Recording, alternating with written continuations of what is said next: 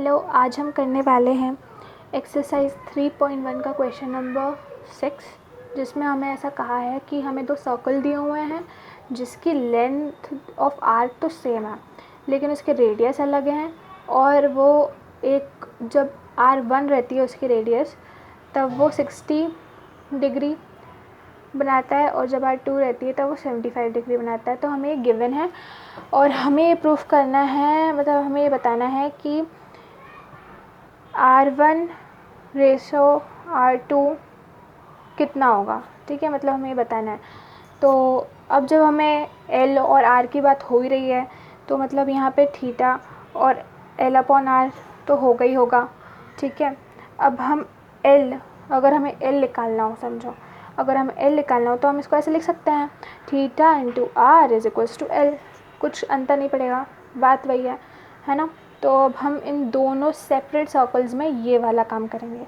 ठीक है, तो इन फर्स्ट सर्कल में जो L है इज इक्वल्स टू क्या है, वो है थीटा। जो अपना आप हमेशा ये याद रखें कि जब 60 होता है और हम ये वाला फॉर्मूला लगाते हैं तब हमें उसको हमेशा रेडियन में लिखना होता है।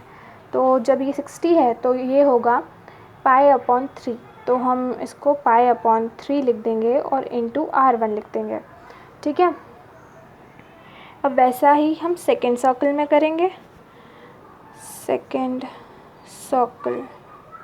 ठीक है, अब इधर भी L तो सेम ही है लेकिन ये 75 है और 75 को रेडियन में हम ऐसे लिखते हैं 5π/12।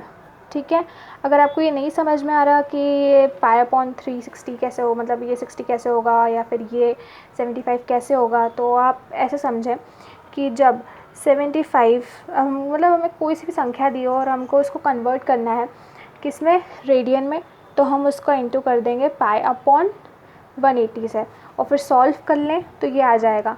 ठीक है, तो वैसे ही आप रफ में इसको सॉल्व कर लें और ऐसे लिख लें।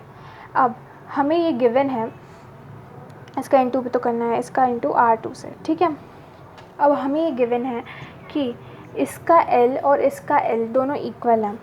ठीक है, इट इज़ गिवन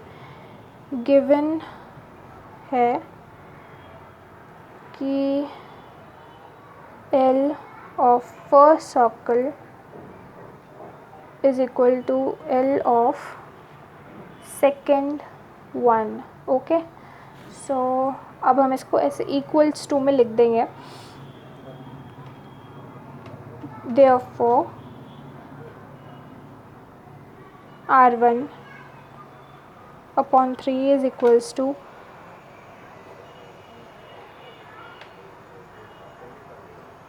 R2। ठीक है, अब हमने ये लिख लिया। अब उसके बाद हम जैसे कि ये है पाई से पाई तो कैंसिल हो रहा है तो हम इसको यहाँ से ही कैंसिल कर देंगे, इससे ये भी कैंसिल हो रहा है तो 3 1 ज़ा एंड 3 4 ज़ा। ठीक है, तो फिर अब क्या बचा, अब बचा R1 is equals to 5/4 R2।